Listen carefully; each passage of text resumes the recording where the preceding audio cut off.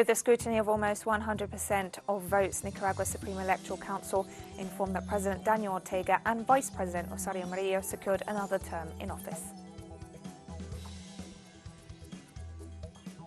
Sudan security forces repressed protesters who staged a new civil disobedience campaign against the military coup.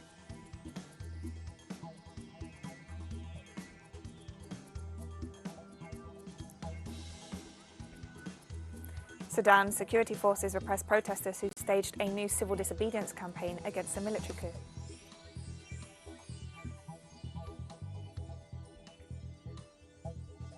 From the headquarters of teleSUR English in Havana, Cuba, this is From the South, I'm Katrina Goss.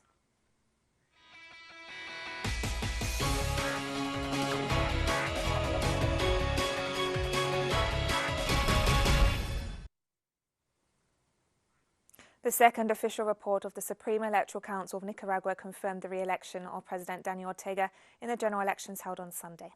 With the scrutiny of 97.74% of the vote, the Electoral Council informed that Daniel Ortega and Rosario Murillo, leading the Sandinista National Liberation Front, were re-elected with 75.92% of the vote.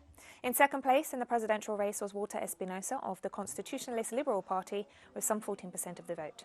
Turnout in this Sunday's elections was 65.23%, with more than 1.4 million votes cast. Thousands of Nicaraguans took to the streets to celebrate the re-election of Ortega and Murillo and another victory of the Sandinista Front.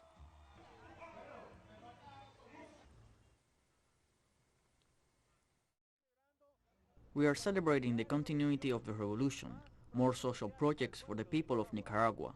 I'm celebrating another victory for the people of Nicaragua, one more victory. May the Sandinista National Liberation Front keep moving forward with Commander Daniel Ortega Saavedra, always forward. While the US and other Western powers attempt to undermine Nicaragua's election results, leaders from the Latin American region have congratulated President Daniel Ortega on his re-election and noted this is another victory for the Nicaraguan people. Cuban President Miguel Díaz-Canel took to Twitter to express congratulations to the brotherly people of Nicaragua, to Daniel Ortega and Rosario Murillo for the election result this Sunday, which was a demonstration of sovereignty and civility in the face of the cruel media campaign they suffer. The Cuban president added that Nicaragua will always have the support of Cuba.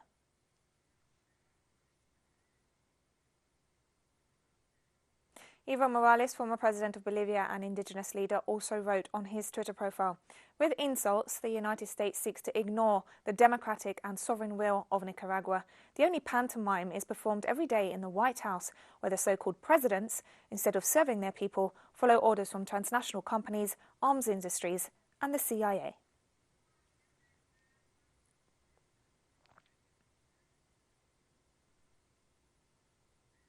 In Nicaragua, international observers from Russia, Abkhazia and South Ossetia held a press conference to offer an assessment of their perception after monitoring the general election process in the country this November 7th. The delegations, made up of members of the legislative branches of the Eastern European nations, pointed to the high level of citizen participation observed since early in the morning in the Central American nation. In addition, the accompanying delegations highlighted the organizational level of the Nicaraguan authorities, which they insisted meant the process took place in an efficient and transparent manner.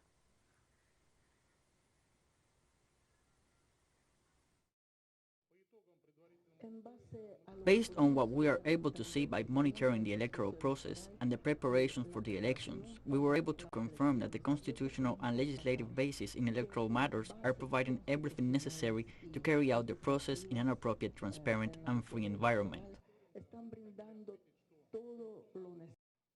Voters have, and access to the representatives of the different political parties, observing every step of the election.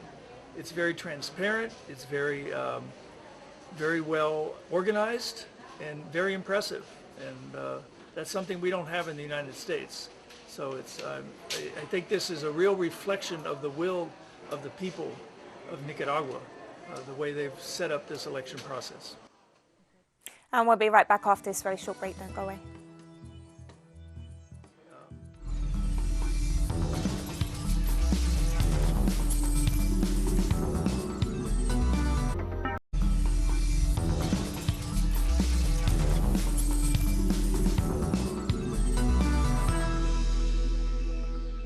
Welcome back to From the South.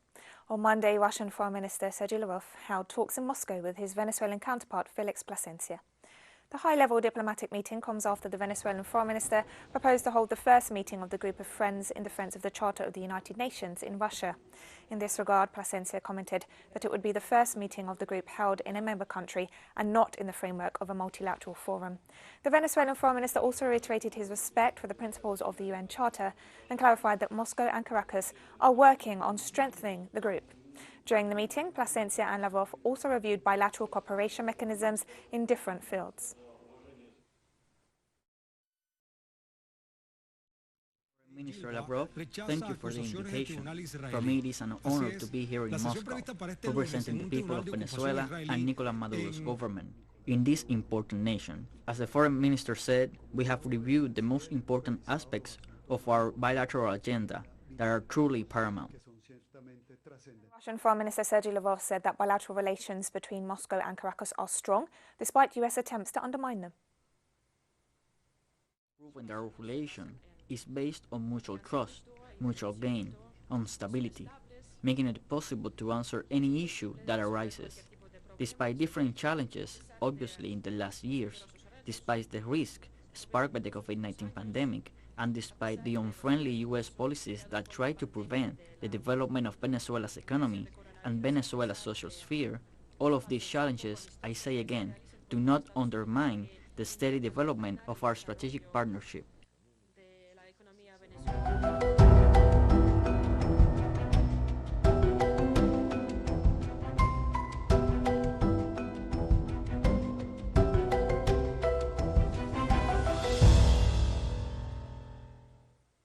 As the United Nations Climate Conference COP26 enters its second week, our special correspondent Ian Bruce brings us the latest on how the negotiations are developing.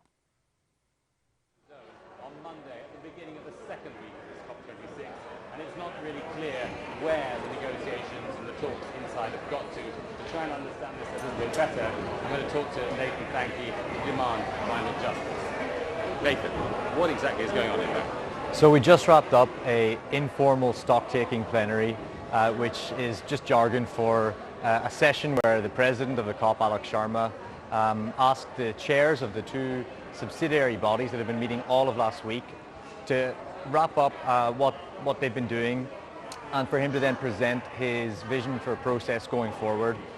In that plenary, we heard very, very, very frustrated developing countries, all of the developing countries and all of their blocs expressing a deep-seated frustration with how talks are going at the technical level.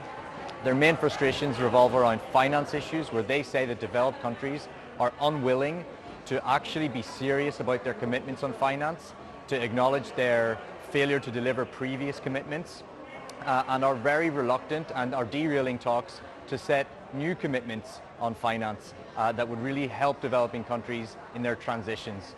They're also deeply frustrated in particular about the lack of seriousness with regards to loss and damage to help developing countries deal with the impacts. We've heard a lot of rhetoric even about this. News stories about the Scottish government giving £1 million dominated the cycle. But what we're seeing in the talks themselves is a sheer single-minded reluctance and unwillingness to negotiate on the issue of loss and damage, and in particular the issue of loss and damage finance. They're okay to have a workshop here and a workshop there. They're okay to have a website or some kind of institutional arrangement which they might fund a little bit, but on the real issue of even hearing about the needs that developing countries have as a result of climate breakdown, the developed countries are not interested at all.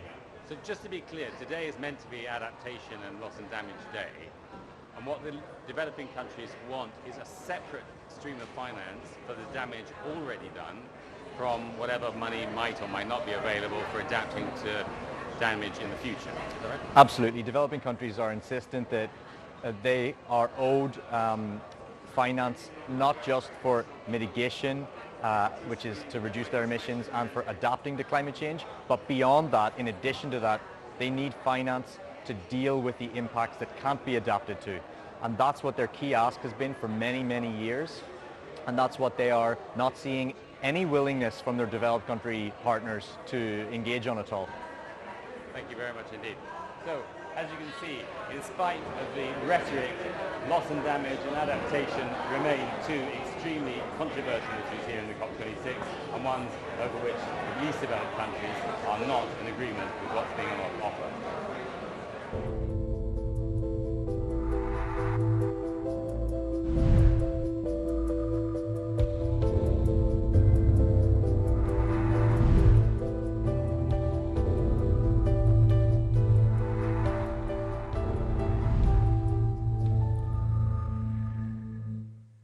The United States reopens its land and air borders to foreign visitors who are fully vaccinated against COVID-19 this Monday. The measure ends 20 months of restrictions on travel from around the globe that separated families, hurt tourism and strained diplomatic ties. The ban, imposed by former President Donald Trump in early 2020 and upheld by his successor Joe Biden, has been widely criticised and become emblematic of the upheavals caused by the pandemic. Along the border of Mexico, many cities in the big US states of Texas and California have seen significant economic downturn due to anti-COVID trade restrictions. Local economies are also impatiently waiting for a return to normal. It did affect everybody, and we're just waiting for our people, to come and visit us too. You know, it's going to help both El Paso and Juarez businesses and the economy. Chinese authorities reported that over 3/4 of the population have been fully vaccinated against COVID-19. The National Health Commission reported that 1.72 billion people have been immunised, which represents 75.96% of the population. In addition, the government is already providing booster shots to at-risk groups such as the elderly or customs workers. Almost 38 million shots have already been administered.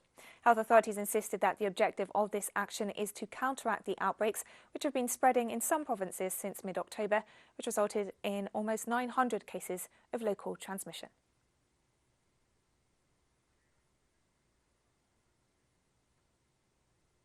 Despite China's efforts to counteract the growth of COVID-19 infections, the National Health Commission announced the detection of 74 new positive cases of the virus, of which 50 correspond to local infections. 35 asymptomatic cases have also been confirmed. Health authorities are on high alert, fearing a further increase in the number of infections in some provinces.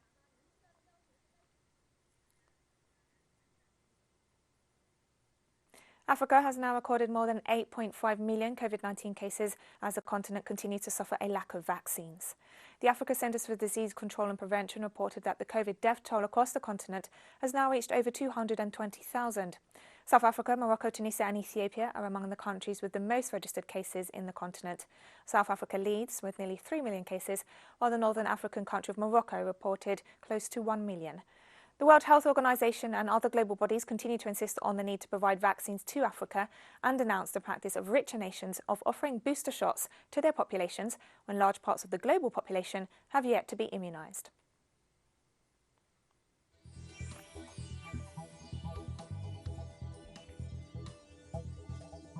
Coming up after this final short break, stay with us.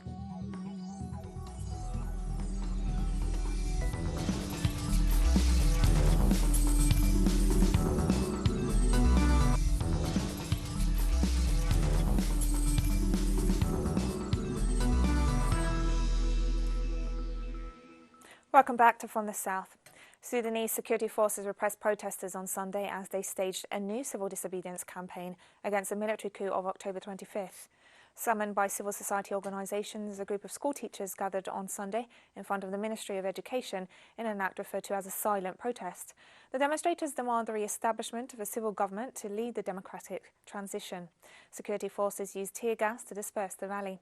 According to Sudanese medical authorities, 14 people have been killed in the repression of demonstrations since the military takeover, sparking condemnation among the international community, Sudan's suspension from the African Union, and budget cuts from international aid providers.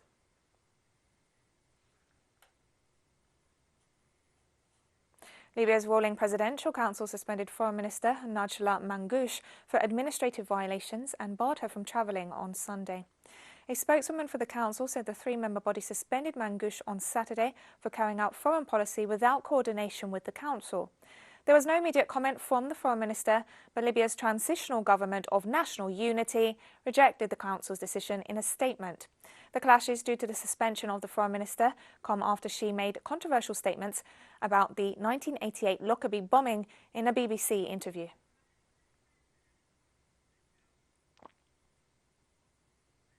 In Palestine, demonstrators filled the streets as they mobilized in solidarity with the young prisoners on hunger strike in Israeli jails whose lives are at risk. Holding banners and photographs of the prisoners, Palestinians took to the streets of the main towns of the occupied Palestinian territories, demanding the immediate release of the prisoners, whose lives are in danger after a prolonged hunger strike, to protest the conditions under which they are detained. The director of international relations of the Palestinian Prisoners Club, Wayed Amer, said that the situation threatens the martyrdom of the striking prisoners at any moment. Meanwhile, the leader of the Islamic Jihad movement, Khalid al-Bach, confirmed that mediators have made great strides in trying to put an end to the suffering of the Palestinian political prisoners.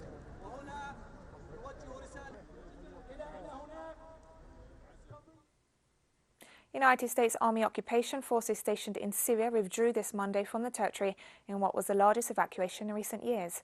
According to local sources, at least 270 vehicles left the illegal base of Kerab al-Jir in the province of Hasaka in Syria towards northern Iraq.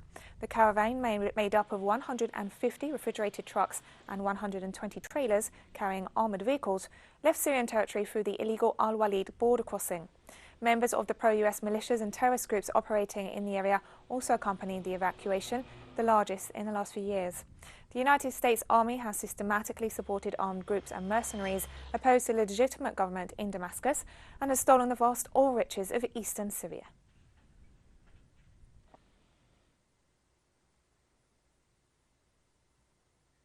On Monday, Iran urged the United States to lift the economic sanctions against the country in exchange for its guarantee not to abandon the nuclear deal and thus safeguard what was agreed in 2015. Foreign Ministry spokesman Syed Jatib-Sadi explained that once the economic sanctions against the country are lifted, the United States must guarantee respect for other nations and international law, avoiding interference and meddling in the internal affairs of other countries. He reiterated that this is not negotiable, as unless the sanctions are lifted, Iran will not return to its commitments under the nuclear deal with world powers. Talks to revive the Joint Comprehensive Plan of Action are set to resume in Vienna at the end of the month.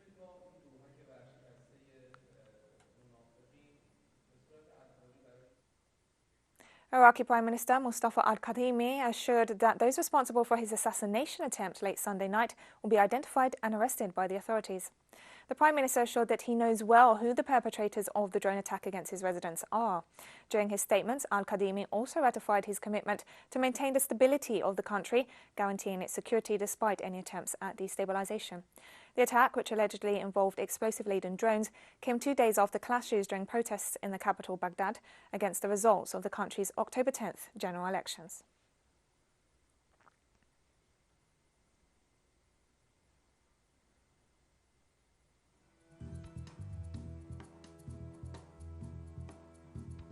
And we've come to the end of this news brief. Remember, you can find these and many other stories on our website and telesurenglish.net. You can also follow us on social media for all the latest news. We're on Facebook, Twitter, Instagram and Telegram. For teleSUR English, I'm Katrina Goss. Thank you for watching.